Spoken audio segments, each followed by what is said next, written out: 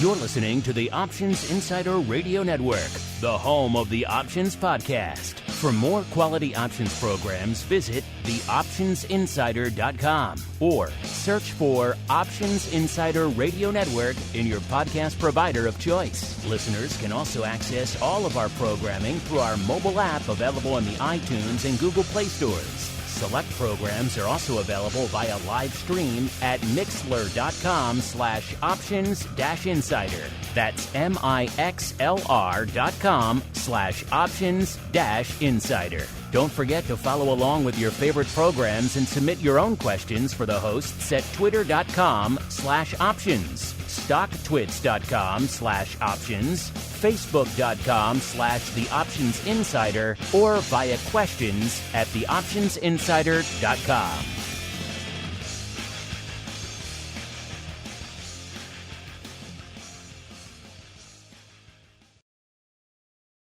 Welcome to Volatility Views, the premier program for volatility traders. Each week, we'll take a deep dive into the world of volatility with in-depth analysis, trading activity reviews, strategy breakdowns, cutting-edge education, and much more. We'll also bring you exclusive conversations with the traders, researchers, and asset managers who are reshaping the volatility landscape. If it involves volatility, then you'll find it on Volatility Views. Volatility Views is brought to you by MIAX, one of the fastest, most efficient trading platforms in the world. MIAX is proud to bring you SPIX volatility products. SPIX options and futures are traded on the SPIX Volatility Index, SPIK, offering pinpoint accuracy, radically faster dissemination, and a highly transparent settlement auction, all for ultra-low exchange fees. It's volatility reimagined. Learn more about SPIKes at myaxoptions.com/spikes. Options and futures involve risk and are not suitable for all investors. The statements made are provided for informational purposes only and should not be relied on for financial or legal advice. And now, it's time to take a deep dive into the world of volatility. It's time for Volatility Views.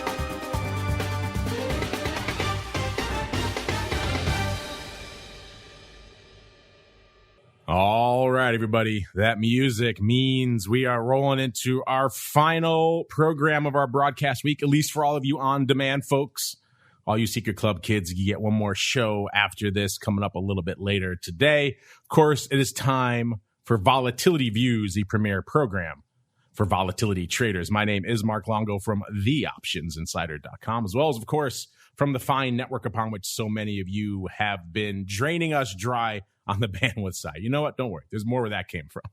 So have at it. Enjoy all the shows whenever you want on demand. Of course, if you want to join us live there in the Secret Club, you want to get access to our cool giveaways, one of which may be coming up in a few minutes, as well as, of course, get access to all of our exclusive shows and everything else.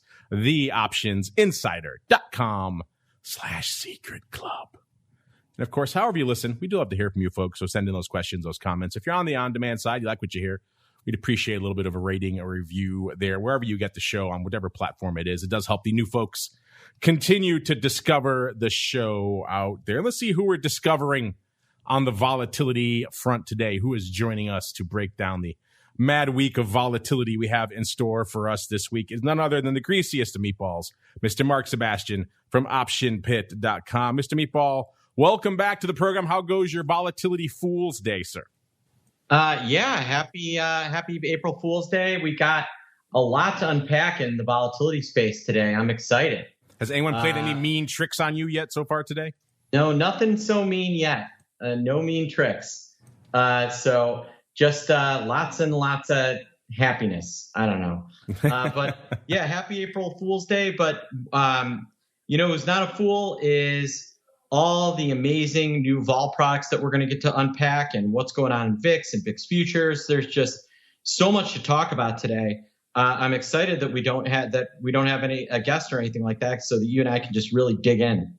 We can dig in. And before we get to that, I said it's Volatility Fool's Day. People usually play tricks. We're not going to play a trick. We're going to do the opposite. We're going to give our audience a gift, in particular all those cool folks hanging out there in the Secret Club, because it is that time, listeners. March has drawn to a close. That means it is time to choose the winner of our Pro Trading Crate for the month of March. Remember, you have to be in the secret club to be eligible for this drawing. Looking at a whole mountain of cool stuff here. You're going to get a good swath of it. You're also going to get choose your educational product of choice. Maybe it'll be Mark's book. We have a bunch of offerings on the educational side. We'll also get your shirt size for some custom options, insider gear. The rest is up to us. It's all bespoke. Each crate is one of a kind, and they're all, if I do say so myself, pretty darn cool. We usually do this on the option block. Thought we mix it up. We'll do it today on Vol Views because why not, as they say. All right, so Mr. Meatball, I'm going to fire up the random number generator, which corresponds to all the different member numbers we have here. When you are ready, when the spirit tells you, you just tell me stop, and I will pause it, and that will be the winner. All right, so are you ready to go? I'm ready to go. All right, so I will hit it. All right, now the numbers are flashing before me. I have no other control over this, listeners. Mark will tell me when to hit the stop button, and I will do so. So whenever you want, Mr. Meatball. Okay. Stop. Okay, perfect. All right, so that, all right, let's see. And who does that correspond to? Oh, that I do believe is the age of Delaquarius, who's always in our chat. Of course, he's not in there today. I don't see him in there today. We'll have to send him something on Twitter. He was just agitating last month. He's like, why didn't I win? So there you go. Age, you did win. Mr. Age of Delaquarius, you will be contacted by our producers post haste, even before the end of the show, to get your shirt size and your choice there for your educational item. We have a whole rash of awesome options and trading and financial educational stuff to choose from. And then we'll put together a whole bunch of other fun stuff, and it'll be heading your way post haste. Congratulations, everyone else. Well done. If you want to participate in next month's drawing, listeners, get in there now, theoptionsinsider.com/secret club. Meanwhile, we got to get going. It is time for the volatility review. It's time to break down the latest developments in the volatility trading world. It's time for the Volatility Review.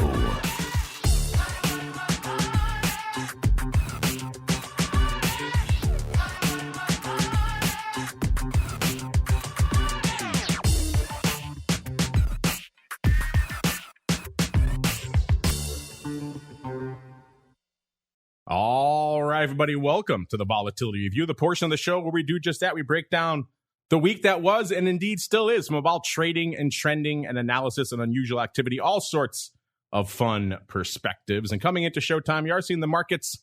Usually this time of the week, they're either green, I should say, or they're kind of mixed. Right now, they're decidedly red, even though I'm not blowing our skirts up to the dark side. The Dow off about 0.25%. S&P off, closing in on 0.5%, not quite there, almost 0.45%. And the NASDAQ off about 0.6%. So decidedly red, but nothing to write home about out there. That means vol coming into the start of the show is kind of a mixed bag for the most part. It's mostly down, but not even down as much as it was, let's say, earlier in the session today. So like right now, spikes when we kicked off the show, it's at about 21.25. It puts it down a little over 1.5 points, about 1.6 points from where it was this time last week. So all of you who in the crystal ball who had slightly down, maybe, might be looking good by the end of the show. We shall see. Of course, an hour is an eternity in this market, listeners. VIX cash, when we kicked off the show, right around 20.75. It puts it down about 1.5 points from where it was this time last week. Our old friend VVIX at about a 112. It puts it up about 2.5 points. So ticking up a little bit, but nothing crazy out there. Same story for our old friend, the Viking. I should say really our newer friend, the Viking, a.k.a. V-Spikes, a.k.a. VSPKE. Look for that in your platform of choice. It's about a 138, almost in a half, but 138.4 puts it up almost 5.5 points from where it was this time last week. So the Viking ticking up a wee bit this week as well. And come into showtime, our old friend, the crappiest indicator out there, the skew index, almost a 141, about 140.75, puts it up almost 2.5 points from where it was this time last week. So it's starting to get in skew index parlance, starting to get a little bit top heavy. When it gets up to about 150, 155, that's when people usually start to sit up and take notice out there in skew land. All right, a lot to unpack, Mr. Meatball. Let's start with the week that was from a vol perspective. Then if you want, after that, we can get into all the new product fun, sir. Yeah, well, the VIX started the week getting clobbered and has spent the rest of the week kind of slowly grinding back. The market has been essentially down, this will be the fourth day in a row that we've kind of fallen apart. Third day in a row. We had a real strong couple of days, we got really, really frothy on the 29th and have since really given it back. We're all the way down back to 4,500, might break that level today. And with that, we've got the VIX was briefly even down to the 18s. It's now back at 2069 as we're discussing, and moving a little bit higher. Obviously, we're heading into a weekend, but setting up to be right around, 21, 22 come Monday. I'm looking for potentially we could see some selling into the afternoon. The vol definitely seems a little juicier today. So I am very interested to see what this close looks like on a Friday. I don't know. There are a lot of great reasons to go out long. So I'm looking for VIX to maybe make a run at 21 this afternoon. All the way up to 21, the epic levels of 21. Well, I know you've been talking for a little while, Mr. Meatball, about this kind of rash of new products. Mr. Rock Lobster mentioned them last week as well. If you're not familiar with what we're talking about, listeners, these are effectively the new flavor of XIV, which, of course, died back in 2018 and that was approved back in October of last year. And we were all kind of excited. We're like, okay, they finally came to a conclusion. I didn't think we'd ever see really an inverse product, at least not for quite some time. And they got it approved last October, and yet we haven't really heard hide nor hear of it since. So on Wednesday, they listed UVIX and SVIX. And then yesterday, they began listing the options. Now, the volume on these has not been, ridiculous, but for what you can expect out of volatility, for what you should expect out of a brand new ETF, the volume's actually been pretty good. UVIX today is already trading. It's already traded 170,000 shares. It's been averaging about 300,000 a day. And yesterday traded over 1,500 contracts, which is pretty impressive. SVIX, pretty similar. On the day, already 300,000 shares have traded. The options volume has not quite gotten there yet, but I think it will. Today, nothing really lighting it up, but both of these products are, I would say if you're VS Trust, if you're the launcher of these things, you got to be happy with the starting volume. A couple 300,000 a day for a brand new product. I think that's pretty darn good. And I think you're going to see some real interest in this, especially UVIX. People have been kind of clamoring for that double long ETF for some time, and we finally got it.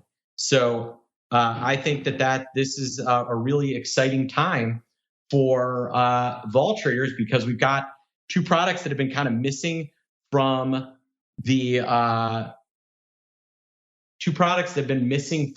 our quiver back, and the fact that we have an XIV that is now an XIV clone that is optionable. I think that's exciting, and I think that's going to lead to some good trading. And UVIX, again, gonna be busy. It's old UVXY now, and I think that's going to be a fun one to trade. It's funny because when these were approved back in October, they really got a lot of attention, a lot of fanfare. It seems like they launched with a bit of a whimper, not as much interest. Maybe it was just other things going on that stole the thunder, Mr. Meatball. But have you had a chance to trade these? What are your early impressions? Yeah, I have. They're doing what they're supposed to do. You're seeing UVIX move twice that of, VXX is still broken. There's some news on there that we can hit at next. But, VIXY, which is a VXX clone, it's doing 2x that. The option volume has been good. The implied volatility, the markets are still wide. But if you look at the midpoint, it's right in line with where implied volatility should be on the product. It's not too high, not too low. So they've got these things pretty well priced. And if as volume increases, there's going to be a lot of opportunity to trade options around this. Well, I know a lot of people in our audience have been waiting for a return of XIV, I should say. That brings you to the SVIX. They do claim, and I mentioned when they got approved, I said once these products are listed, I do want to get the volatility shares folks on the show so we can hear from them directly about how they think they're going to avoid the pitfalls that obviously undid its predecessor out there. So I think now that they are listed, we shall go out and check these out, listeners. But yeah, you have the SVIX, which is, of course, your new flavor of XIV, and we have your UVIX, which is effectively your double long VIX. So two interesting funds. We have been waiting for these for a while. And it is, you're right, Mr. Meatball, it is kind of interesting timing to launch these this week. In fact, we have a poll up right now that is about all the problems we've seen with volatility products like this, these Franken products. And I use that in the most charitable nature of the term because we have seen a lot of these products crash and burn. So our poll question of the week right now is, the recent VXX drama has focused the spotlight back on volatility product meltdowns. Though we thought we'd ask you which vol product or implosion or failure or just drama has had the greatest impact on the overall vol market. The great SVXY neutering of 2018, the death of XIV also in 2018, the TVIX unwinding / disaster, call it what you will, of 2012, or the current ongoing drama with VXX. And I will reveal the results a little bit later in the show, listeners. It's interesting stuff here. But it is, I think, maybe inauspicious time to launch a new vol product on the leverage side, particularly right now, Mr. Meatball, given what we're seeing in VXX. I thought it was interesting that was the timing. I don't know if it had anything to do with it, but definitely an excellent time to enter the space. I'm really glad that, vol, obviously it would have been kind of fun if they had these, when VIX was 30. The short VIX a little less sexy now, but it's still interesting. Yeah, absolutely. VIX is still in the 20s, so it's not like we're dealing with a VIX at 13. I think there's going to be a lot of action with these. You're seeing a lot of volume around these already. And so, yeah, I think they're going to be, I would say my feeling right now is, Mark, maybe you feel differently. I don't think 300,000 shares a day for a brand new ETF is bad, especially in the vol space. I think that's pretty good. You got to think they're happy. Yes? I would have to imagine. Like I said, it is somewhat inauspicious time. People are taking a second look at the whole vol ETP space right now. Given what's going on, they're a little bit more leery to dive into these products. So given all of that context, yeah, I think that's a pretty impressive number. And also to get the options listed that quickly. It used to take at least a couple of weeks. Now we're seeing turnarounds in days, if not effectively 24 hours. I was shocked these were listed the next day. I was expecting them maybe next week or the following week. But the fact they got the options listed the next day, absolutely exciting and astounding. If you had told me on last week's show that we would not only, with the products we listed, I maybe would have said, okay. If you had said we would have options on these things too by our next show, I would have said you were a crazy person. Yeah, me too. But it happened. So, good job to the volatility shares guys getting these things out. Because I did not think they were going to be able to do it that quickly, but they did. And there's just some really, I think there's going to be really good trading around it. I'm excited. Yeah, I want to see if our audience is excited. Maybe we'll do a flash poll, or maybe we'll save it for our big question of the week next week. We'll see. But we'll do something along these lines to gauge your interest. Are you guys interested? I want to know the Secret Club chat, too. You guys are kind of the bleeding edge of all things vol. You guys intrigued by these products? People have been waiting for a long time. The SVIX one is particularly controversial. There are a lot of people, even on this network, who have come out, who are very seasoned professionals in the space, who have been trading for a long time, who have been involved in these markets for a long time, who think a product like that has no business existing. Like, it's just nothing but danger, does nothing but damage to the market, and just it lures in people who have no idea what they're buying, and then they end up, the proverbial grandmother from Iowa ends up buying XIV right before it melts down in 2018. Or even worse, they try to buy and hold these things because they have no idea what they have. So yeah, there's still a lot of diversity of opinion. I do want to get the pulse of our audience on this because I think it might be a little bit more split than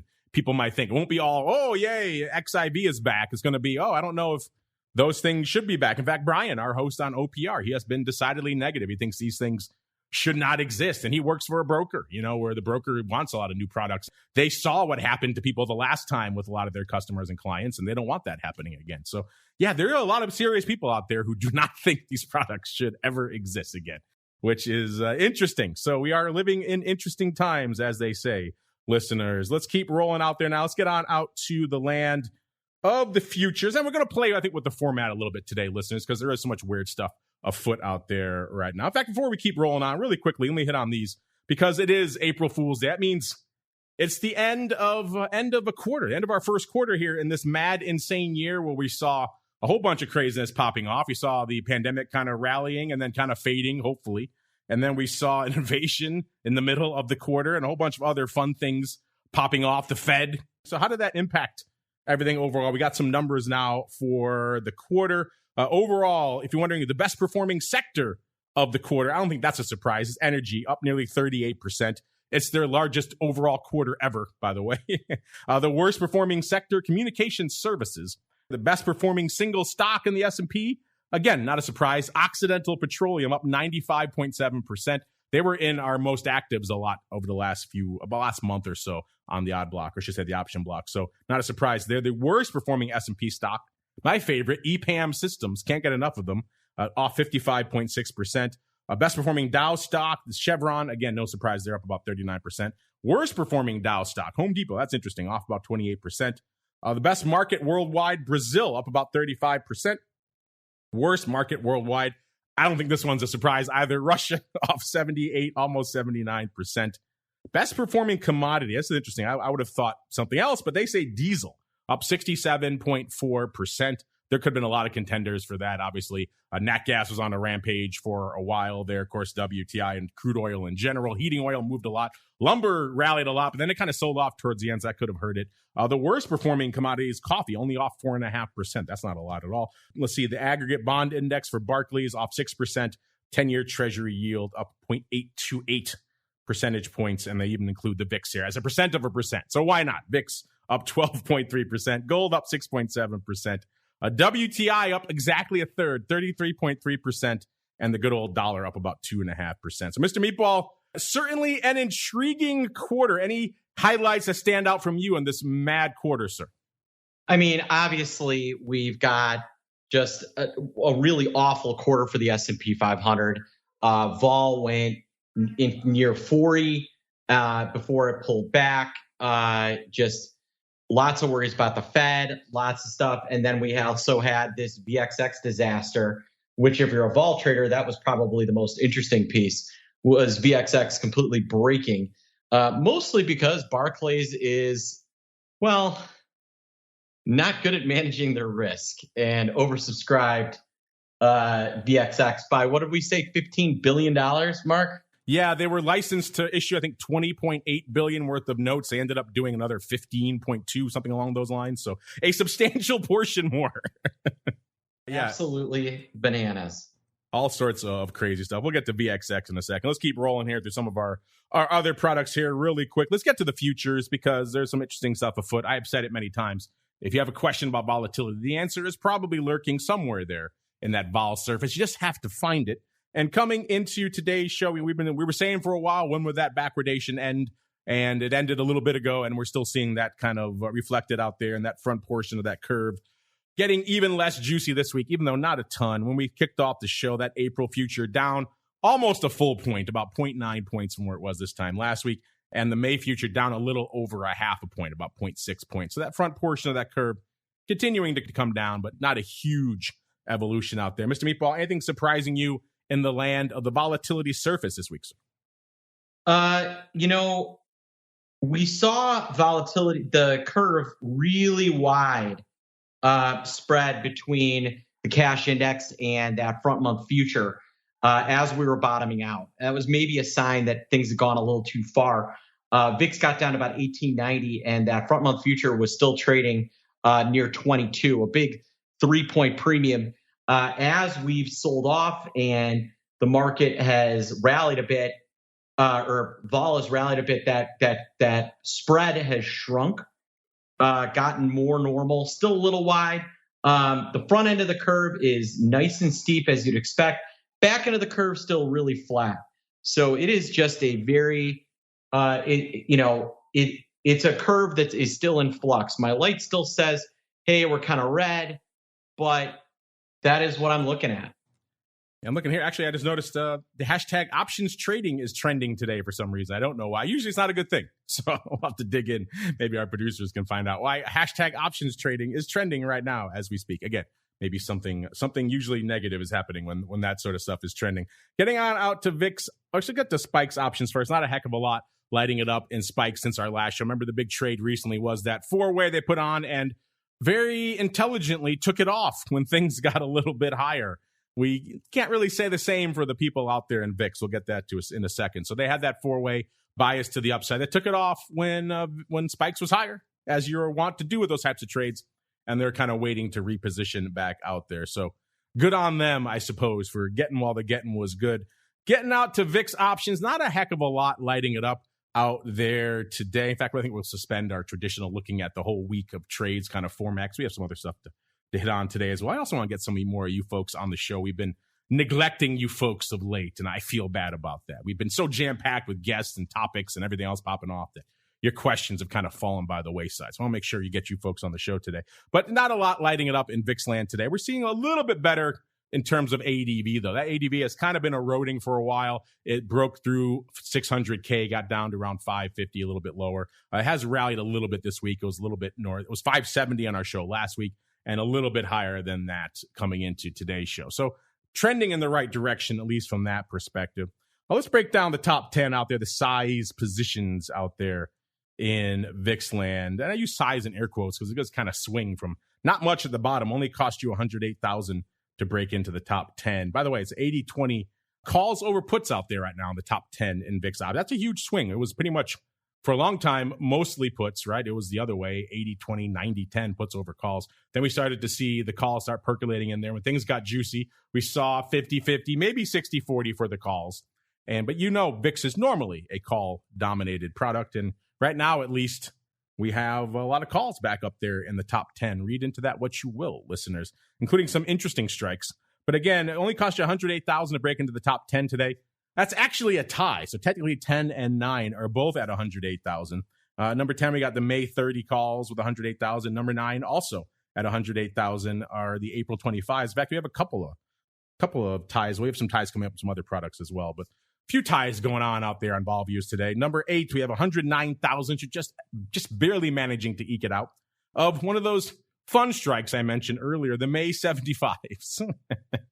Number 7, we got $1.15 of the April 25 puts. So getting back into a little bit of not even downside anymore. Those are clearly in the money puts now. Number 6, 131,000 of the June 70s. So back up to the fun upside. Number 5, $1.38 of the May 35 calls. Interesting to see these, shall I say, more relevant call strikes starting to percolate back in. For a long time, the only calls we saw trading for size were the 75s and all that crazy nonsense north of that. And nice to see some more relevant strikes. The May 35s, number 5, 138,000. Number 4, that's earlier sibling, the April 35s, 148,000 of those. Number 3, $1.62 of the April 20 puts. That's the kind of paper we're used to seeing out there, listener. A lot of those 20s, 18, 19 puts, all that kind of stuff. Not so much this week. Number 2, yes, I said number 2. Something has managed to usurp it. Number 2 are the OX75s. Pretty much exactly 250,000 of those open. Those have been dominating the tape for quite some time. I kind of wonder if the person who put that on, that 1x5, may be regretting a little bit now not taking off at least some of it. Obviously, they have other positions against it that are probably doing all right now. But still, usually when things start to percolate and you have a hedge on, you maybe want to do a little bit of, so maybe you pare it down a little bit. You could go down to 200,000. But no, they did not. And so they are now number 2. They have been usurped. What has usurped them? 302,000 contracts for number 1. That is the April 30 call. So we're starting to see, listeners, dare I say it, relevant call strikes percolating in to the top 10, and a fair number of them as well. April 35s, May 35s, April 30s, April 25s, May 30s. These are not strikes we've been talking about a lot lately. So that, to me, in and of itself, is kind of interesting. I should note, too, if we expand it down maybe to, let's say, maybe 18 or 15 or so, that would get us to the October 150s, because there are 41,000 of those open right now, lest you think It's all relevant strikes out there. So, Mr. Meatball, any thoughts on the fact that we're seeing some more of these, dare I say it, relevant strikes? The 25s, the 30s, the 35s start making their way into the top 10 again. We haven't seen these in a little while. No, I think it just shows you that now people are feeling a little more comfortable about starting to hedge again. We're seeing a lot of traders step in. We did see huge volume on the April 30s earlier in the week. Lots and lots of trading. And call buying is a good thing if you're bull. Then if traders are buying VIX calls to hedge, that's not necessarily bearish. So I don't hate the idea. Speaking of buying calls, I have to pick your brain on these because we were joking last week. I think they were the June 110s, or maybe they were the 120s that traded 20,000 times, somewhere along those lines, for like 18 cents, somewhere along those lines. We were joking about how absurd those are. And obviously on the surface, they are absurd, and the 150s are even more absurd. But also when people think about these strikes, they think about getting to that strike. But the reality, of course, you don't have to get to that strike. You don't even really have to get close for those strikes to start to pop a little bit. We were talking about this a little bit with Matt on our Advisors Option show earlier this week. I know he likes his quote-unquote garbage puts in the S&P. He buys really, really small out-of-the-money puts, and he uses those as kind of tail risk players because they tend to pop when things happen. And we kind of talked about some of this upside as well, and he actually turns out he likes himself a lot of I think he said he had the SEP 120, something along those lines, in his back pocket as well. So these calls can kind of perform that same type of purpose if you're quick on the trigger finger. I'm curious for you, Mr. Meatball, have you ever employed this approach, and what are your thoughts on these kind of garbage calls, but in certain scenarios, they could actually work for you? Yeah, I've never employed the strategy, but I kind of understand it, right? If you buy these garbage calls, market blows higher, vol explodes, you make some money. It also could be against like a credit portfolio or something like that will, to try and, reduce some of their upside exposure if vol absolutely does blow up. So my guess is there's some sort of hedging activity involved in these. They're not just going out and slinging way out of the money calls in VIX. But, I don't think it's a bad strategy. Yeah, I think the closest analogy for longtime listeners of our show's listeners, those Tesla catastrophe puts we used to talk about a lot. They were the $1, the $10 puts in these ridiculous strikes. And if you listen to that show for a while, they actually gapped up quite a bit. There's a huge Vega component to those, and skew component that is outside of anything else. And they could actually move quite a bit. They increased in value substantially with not a huge change in the underlying out there, just a lot of sentiment change out there in Tesla. So something analogous could happen. I'm not advocating you come out and load up on 150s or even 120s. You have to be pretty savvy to know what you're doing and be quick on the trigger finger to get out of those at the right moment, unlike our friend on the XIV who's still kind of wearing those. But in general, it's an interesting idea.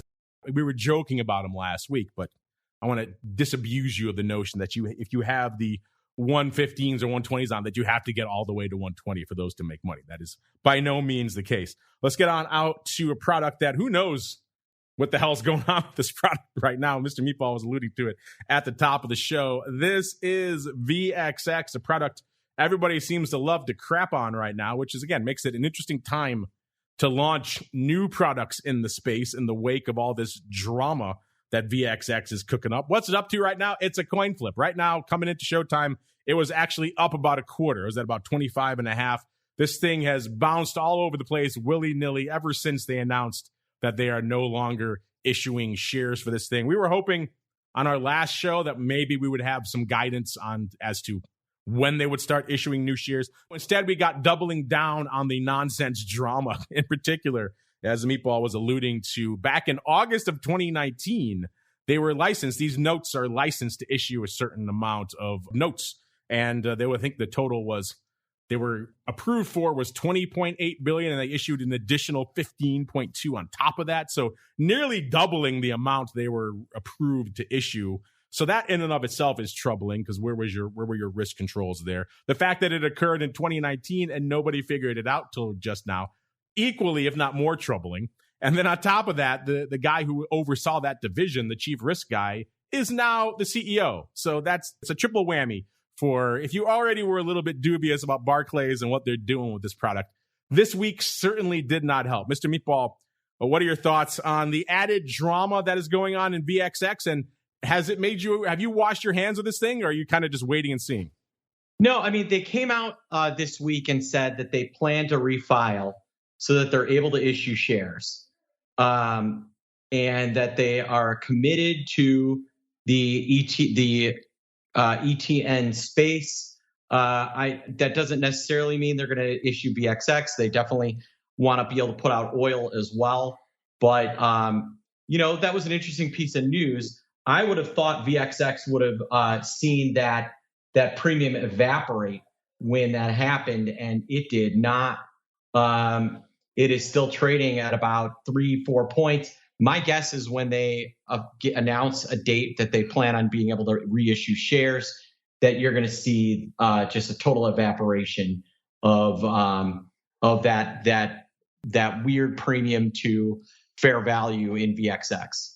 A lot of people have been speccing on that day. There's been a lot of downside action out there thinking that once we got the news on VXX, all this juice, as you mentioned, would unwind, Mr. Meatball. That certainly seems to be the way the options are shaping up. Let's do a quick top 10 out here. Still 9-1 puts over calls. That's not that aberrant in VXX on a given week, but right now it's probably even more telling out there. Cost you 17,500 contracts to break into the top 10. That gets you to the 22 half puts expiring today.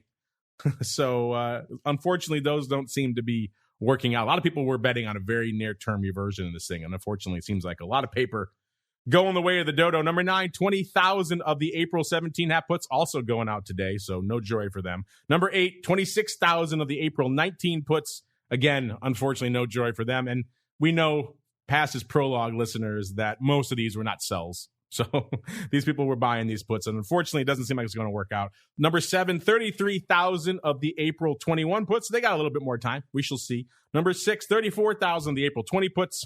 Number 5, back to the wasted money, 34,000 of the April 18 puts expiring today. So once again, no bueno there. Number 4, 40,000 of the April 18 puts. Again, we got a couple of ties here. We had 2, 5, and 6 are both 34,000, as well as 3 and 4 also about 40,000. 40,000 each for the April 18 puts and the April 16 half puts expiring today. So even more wasted money. A lot of broken hearts in the VXX put wing this week, unfortunately. Number 2, 45,000 of the April 30 calls. And number 1 out there, 74,000 of the May 18 put. So those obviously still have a chance of coming to fruition. Hopefully by May expiration, we'll have a little bit more, shall we say, insight into what's going on out there. Speaking of what's going on, we were just talking earlier this week, UVXY was getting perilously close to that level where they tend to start thinking about reverse splitting it. It was down in the 12 handle. Coming into today's show, it was at about 13.5. When we kicked off the show, it might have given some of that back now. Let's see if I can get it up here. There we go. Yeah, about 13.25. So it's giving up about a quarter of that. So it was 13.5, puts it down about 3/4 of a point. 13.25 is down about exactly a point from where it was on this time last show.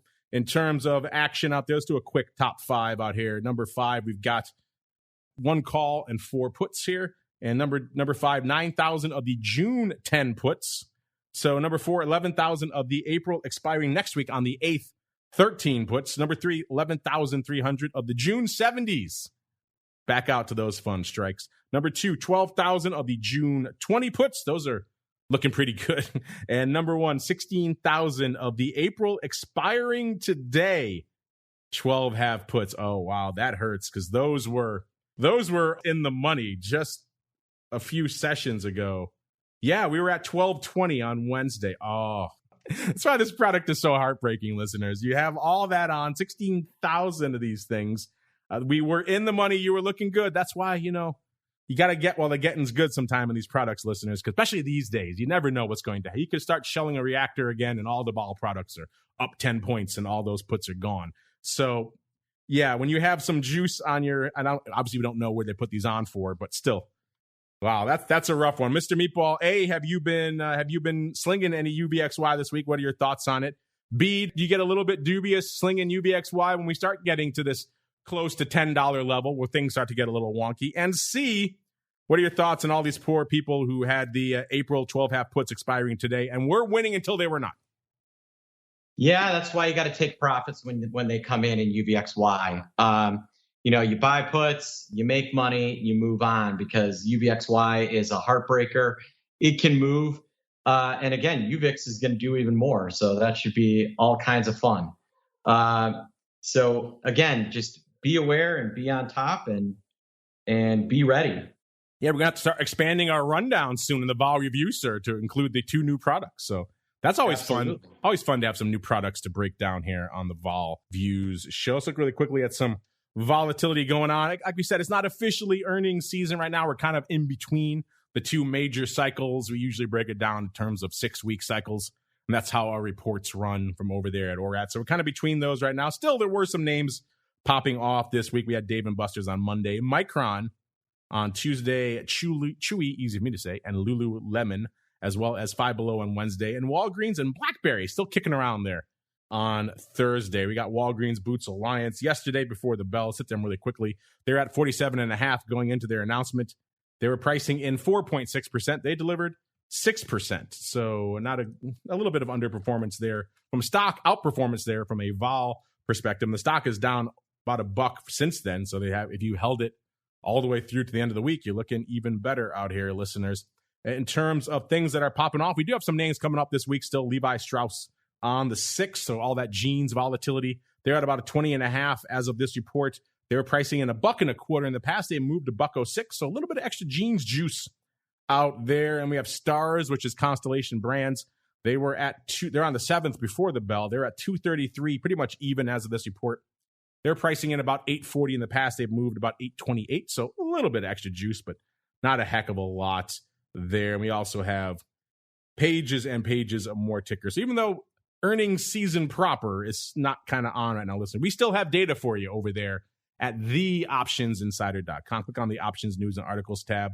If you do so, you can see how the 73 long straddles, the 60 short straddles, and the 102 calendars that they are tracking right now on their earnings trades report, how they're all working out. Interesting stuff. Speaking of interesting stuff, it is time to get to your interesting questions. It is time for the volatility voicemail.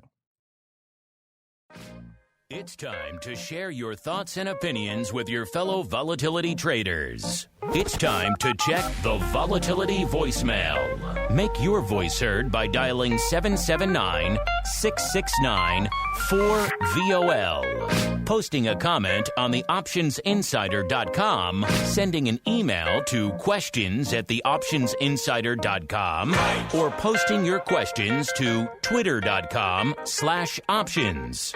or facebook.com/theoptionsinsider. All right, everybody, let's get to it. Let's start off. We asked you folks at beginning of the week, actually. I just mentioned at the top of the show, all the drama over VXX has us wondering which volatility product implosion or failure has had the greatest impact on the overall vol market. Gave you 4 choices. The great SVXY neutering of 2018, the death of XIV also in 2018, the TVIX unwinding/disaster of 2012, or the ongoing drama of VXX right now. Mr. Meatball, what is your vote? And more importantly, what do you think our audience is voting for, sir? Oh, I'm going to say the VXX drama. Really? You think that's winning? Interesting. Okay. And that's for both? You think the audience is voting for that too? Yes. All right. Well, right now it is actually the death of XIV running away with it. 69%, sir. I kind of thought that was certainly, in my mind, one of the more impactful vol events we've had in quite some time. We're still kind of dealing with the repercussions, hence the products that launched this week. We're still living in a post-XIV world in many respects. Followed by number 2, the distant number 2, the ongoing VXX drama, 17.2%.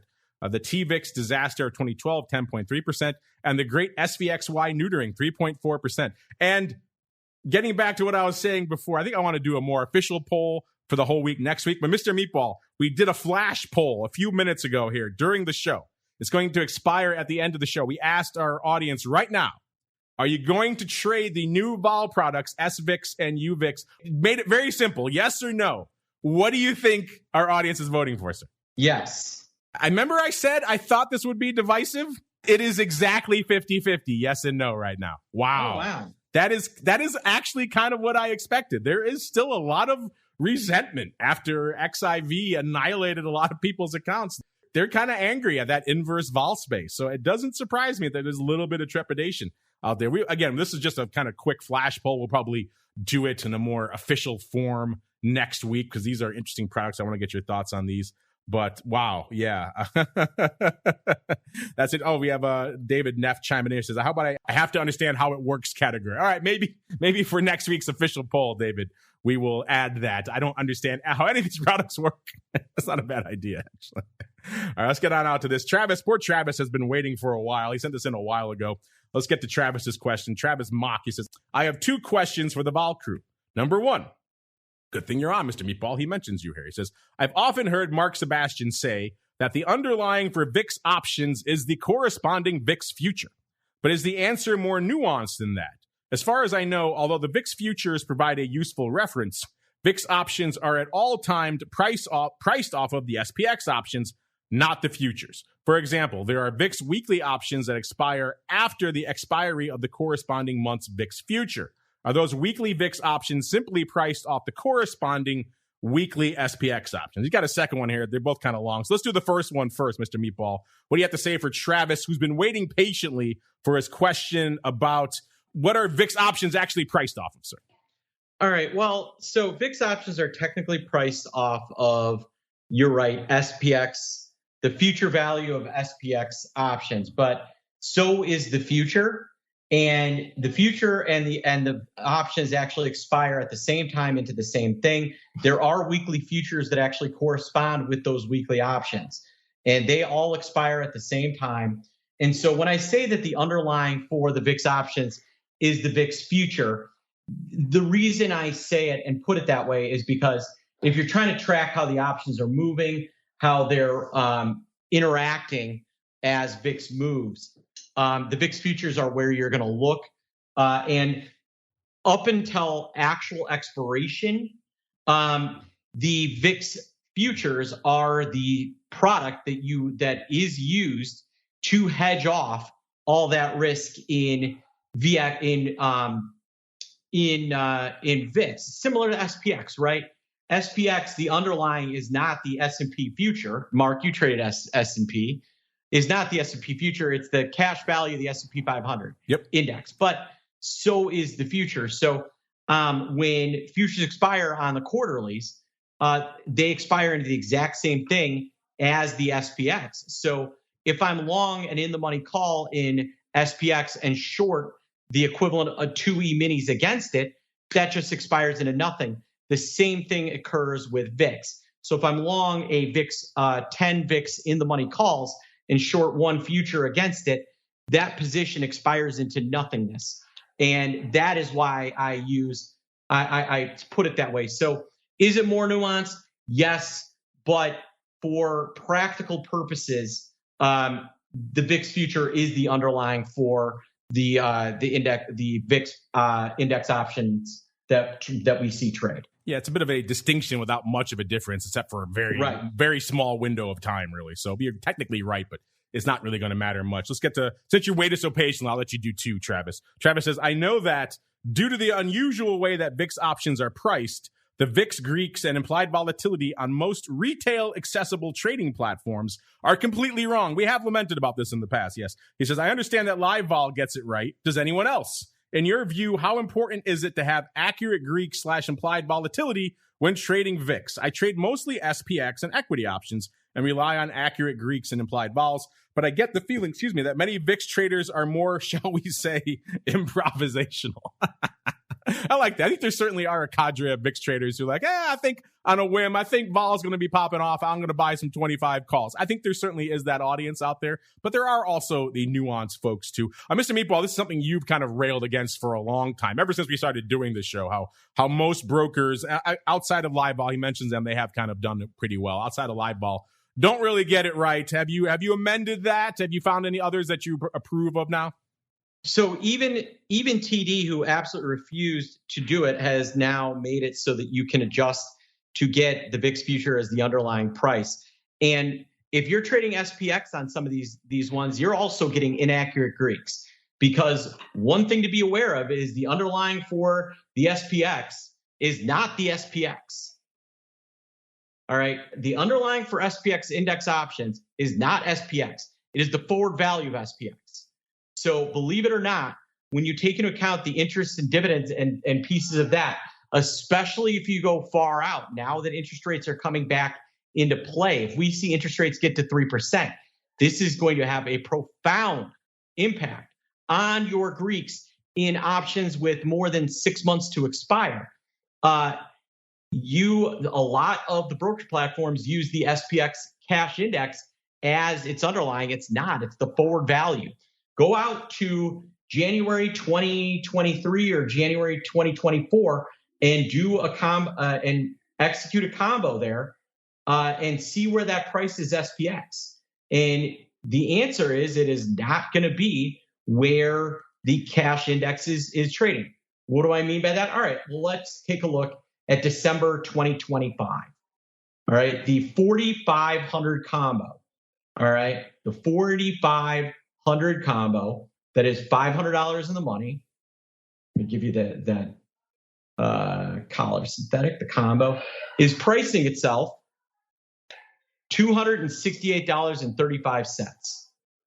That means that the forward value of the SPX out to December 2025 is $4,700 and what? $4,770. Yeah, 68. Yeah. All right. So it's a full 200 points above that $4,500 level. So your Greeks are wrong. So if I pull up in TD, for instance, the delta gamma of those options, their Greeks are not going to be exactly correct. And that is because, so they've got the 4,500s as a 60 delta. They're not. They're $200 out of the money. Those are about a 50 delta, maybe a 40, maybe even under 50. So the not using the right underlying is extremely important. Yes, I've not dropped my anger at this. I just had flashbacks when you were saying that to all the brokers out in the front of the S used to quote combos all the time. And it was always so nerve-wracking because you're effectively making markets on the futures at that point, right? And it was just, you could make or lose a ton. It was crazy. Those are some of the high times. And I'll remember all the listeners who asked for that all SPX Q&A day. I think we are going to do that sometimes coming up. So maybe we'll get into some of those combo tails and other sorts of fun stuff. Because, yeah, they trade things a little bit differently out there. But great questions, Travis. Looks like they actually let's go really quickly. I want to squeeze more people in. I'm so nice today. Let's go to Norman. He's also been waiting for a while. Norman, what is your view of Bitcoin as a volatility trading product? It has much higher sustained volatility than SPX and seems to have a relatively established skew setup that is opposite to that of most equities. Can we expect to see Bitcoin vol products trading sometime in the future? Well, the answer to that last question is actually, it's kind of happening now. In fact, our buddy, Mr. Simon Ho, who's on the show a lot, the creator of Spikes, he has also created other products, including BitVol, which is using kind of that Spikes methodology to calculate what is effectively a Bitcoin VIX or a Bitcoin Spikes. And that has actually put up some trades, actually some OTC pension fund. He just sent me a thing recently. A pension fund came in and traded OTC 1 month BitVol vertical. So it is trading. Technically, it's all OTC. You can't really trade it as a retail trader, but it does exist. It's called BitVol, and it is trading technically. So that part of your question is happening right now, and it does exist. But yeah, it's an interesting question about Bitcoin as a vol product. It has this reputation as being super volatile, and yet if you listen to our Crypto Rundown show, you know that vol right now is in about the mid to low 60s. So it's more like a decently volatile equity than it is blowing your doors off out there, not even in triple digits or close to it right now. And it does have an interesting skew setup that has evolved a little bit as well. We have talked about this a lot. I have talked about this a lot on Crypto Rundown. So let's get Mark's thoughts on this. Mr. Meeple, I know you've been toying more with all things crypto and Bitcoin. What are your thoughts of Bitcoin, as he puts it, a vol product with a relatively established skew setup that is opposite to that of most equities, sir?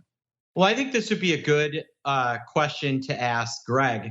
who runs Genesis Volatility, who absolutely all they do is analytics on Bitcoin options. But I don't think Bitcoin really runs opposite of equity vol. I think this person is wrong in that respect, because Bitcoin vol explodes when Bitcoin go. It's more like gold than it is like equities, but Bitcoin tends to correlate a little too much to the S&P 500 for those that consider it a store of wealth or something like that. It has tended to sell off with the S&P, and so its vol goes up then.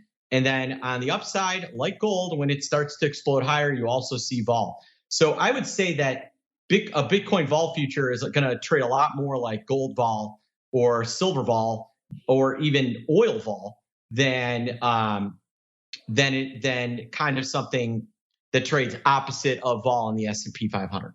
Funny you should mention Greg. He is coming on a Crypto Rundown on Monday, so perhaps we shall discuss that. He's a big fan of talking skew for days in Bitcoin. So yes, he is. We could certainly get into that more on the Crypto Rundown. Now it is time for us to get into the final segment. It is time for the crystal ball. It's time to peer into the future and reveal what the volatility gods hold in store. It's time to look into the crystal ball.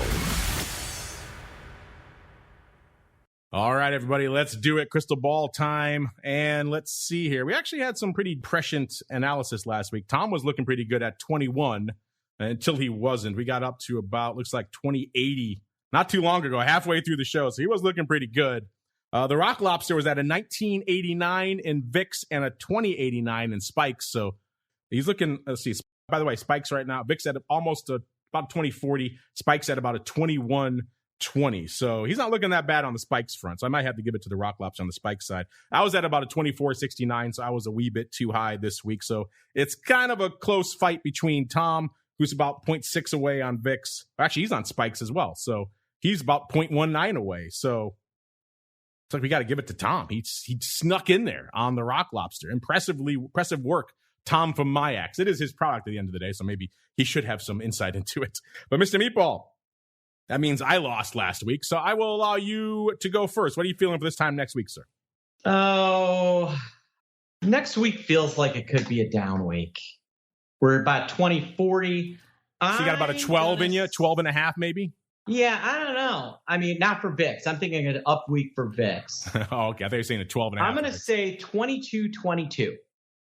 22-22 for the greasy. An odd not betting your book, just straight up vol prognostication from the Meatball. Don't get a lot of those. All right, so 22-22 for the Meatball. And then, yeah, I've been kind of playing a little bit more vol game for a while. I'm going to hang out in that game as well because I don't think we're done with this by a long shot. Obviously, I've been getting forced by the market to drag myself down week after week. I was at 24.69. I don't hate that this week. I'm going to say a little lower though. I'm going to say 24.15. All right, there's your market this week, listeners. 22.22 on the dark side, and the accurate prediction 24.15 on the upside. All right, everybody. That music means we come to the end of another volatility journey. What a fun journey we had this week. Some new products to potentially add into the mix. So that should be fun going forward. I look forward to all that, fun guests, a whole bunch of more stuff coming up for you on future episodes of Vol Views. But Mr. Meatball, if they want to reach out to you, if they have understandable questions about these new products, where should they go? What should they do?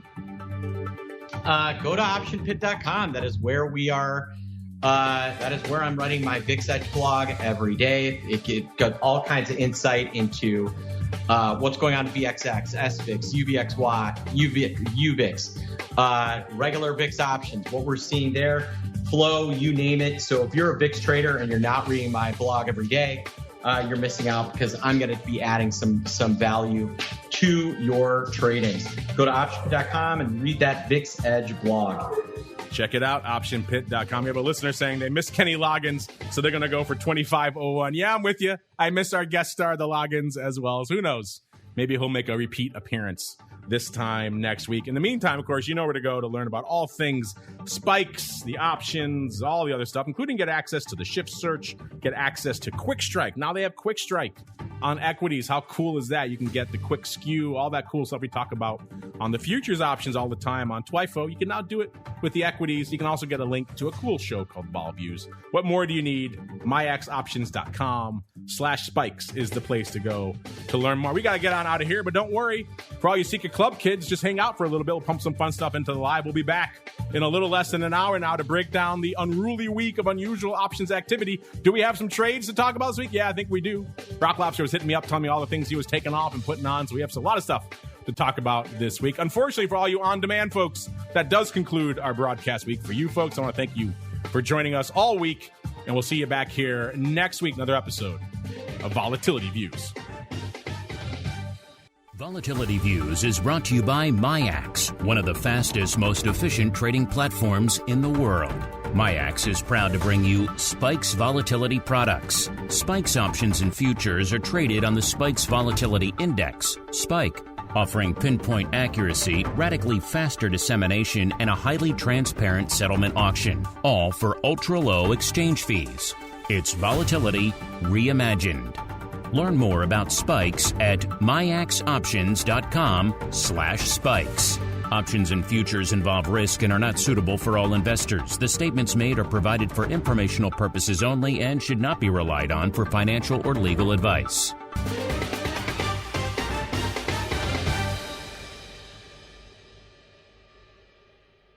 You're listening to the Options Insider Radio Network, the home of the Options Podcast. For more quality options programs, visit theoptionsinsider.com or search for Options Insider Radio Network in your podcast provider of choice. Listeners can also access all of our programming through our mobile app available in the iTunes and Google Play stores. Select programs are also available via live stream at mixlr.com/options-insider. That's mixlr.com/options-insider. Don't forget to follow along with your favorite programs and submit your own questions for the hosts at twitter.com/options, stocktwits.com/options, facebook.com/theoptionsinsider, or via questions at theoptionsinsider.com.